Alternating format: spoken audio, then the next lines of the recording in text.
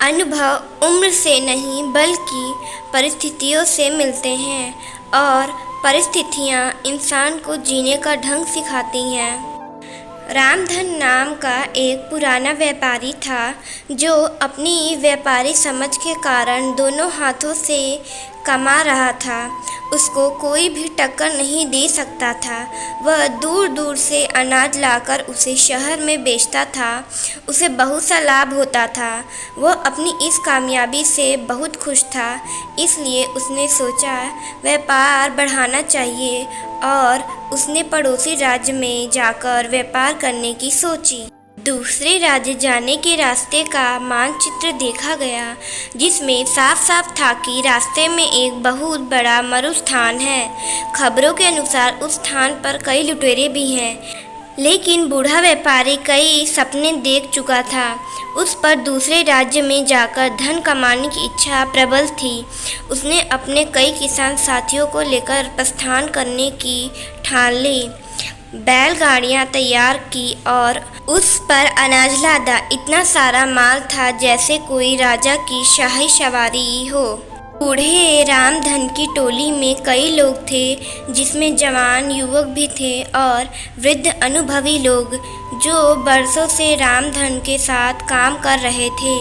जवानों के अनुसार अगर इस टोली का नेतृत्व कोई नव युवक करता तो अच्छा होता, क्योंकि ये वृद्ध रामधन तो धीरे धीरे जाएगा और पता नहीं उस मरुस्थान में क्या क्या देखना पड़ेगा।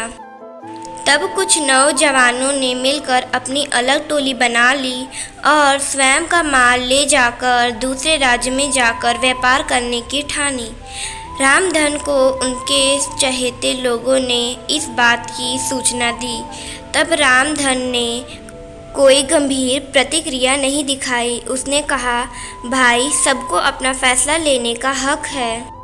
अगर वो मेरी इस काम को छोड़ अपना शुरू करना चाहते हैं तो मुझे कोई आपत्ति नहीं है, और भी जो उनके साथ जाना चाहते हो जा सकता है। अब दो अलग व्यापारियों की टोली बन चुकी थी, जिसमें एक का नेतृत्व वृद्ध रामधन कर रहे थे और दूसरे का नेतृत्व नवयुवक गणपत कर रहे थे। दोनों की टोली में वृद्ध एवं नौजवान दोनों सवार थे। सफ़र शुरू हुआ। रामधन और गणपत अपनी अपनी टोली लेकर चल पड़े।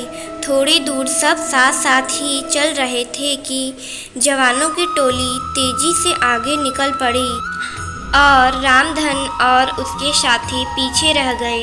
रामधन की टोली के नौजवान इस धीमी गति से बिल्कुल खुश नहीं थे और बार बार रामधन को कोस रहे थे। कहते कि वो नौजवानों की टोली तो कब की नगर की सीमा लांघ चुकी होगी और कुछ ही दिनों में मरुस्थान भी पार कर देगी और हम सभी इस बूढ़े के कारण भूखे मर जाएंगे।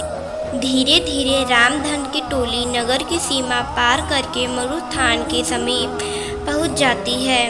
तब रामधन सभी से कहते हैं, यह मरुस्थान बहुत लंबा है और इसमें दूर दूर तक पानी की एक बूंद भी नहीं मिलेगी, इसलिए जितना हो सके पानी भर लो। और सबसे अहम, यह मरुस्थान लुटेरे और डाकुओं से भरा हुआ है, इसलिए हमें यहाँ का सफ़र बिना रुके करना होगा। साथ ही हर समय चौकन्ना रहना होगा।